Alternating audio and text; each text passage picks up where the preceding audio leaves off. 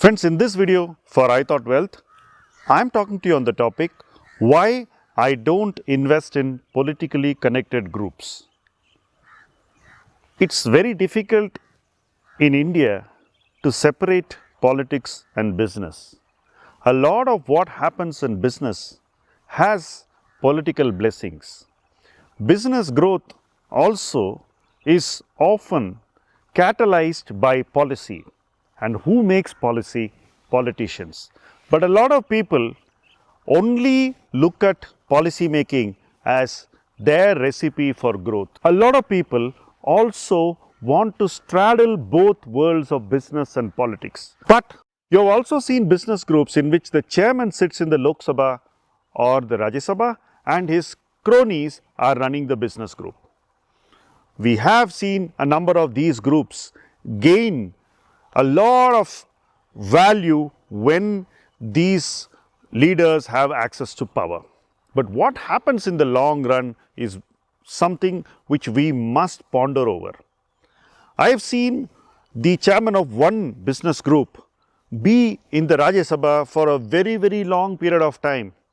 His group ended up owing thousands of crores to banks. If you were one of those shareholders, you lost all your money. The question is whether that political influence was useful in any way to you as an investor.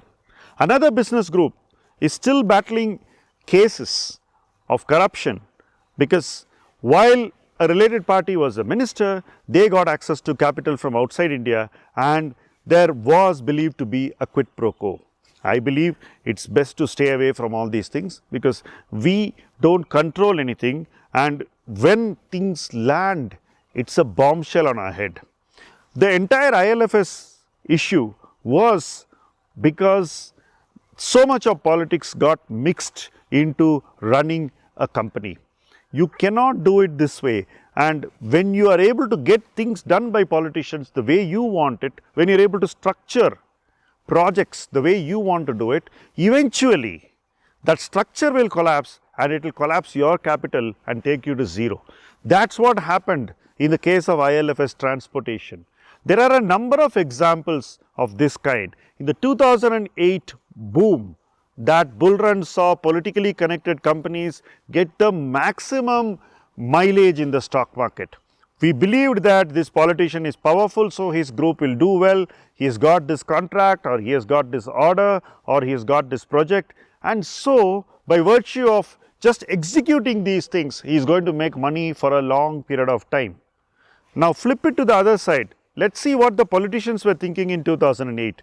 They thought that if I land a power or an infra project, the money I need to put in is very little.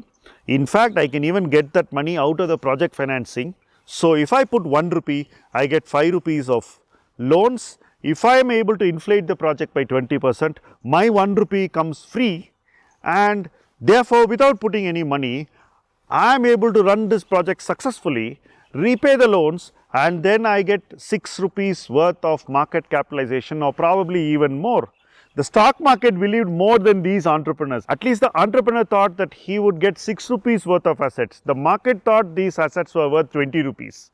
So when that hypothesis failed over the subsequent decade, people lost 20 rupees and the politician actually lost very little because he had taken money out of the project and brought that in as his equity. So you know how political networking works, and it's definitely not going to work in your favor because you are not even a marginal participant. You don't know what the issues are, and you don't know when a bomb will land on your wealth.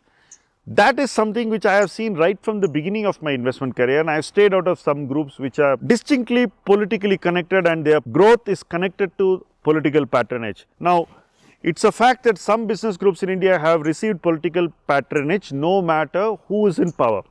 Some other groups which are purportedly clean also lean heavily on political patronage for their growth, and I wouldn't mention them. But the best of groups lean on political patronage in our country. So as an investor, taking big calls in these things is something which I don't find agreeable. I have always failed where I think that their political patronage is not high, but it's actually there. In fact, my worst failures happened only in such areas, because political patronage will cease exactly at the moment when the corporate badly needs it, and it will lead to the collapse of the corporate. You have seen a number of corporates collapse like that. Vijay Mallya's empire is a classic example of how political patronage failed him exactly at the most crucial hour, and it did not fail him earlier when probably it should have not been available to that extent.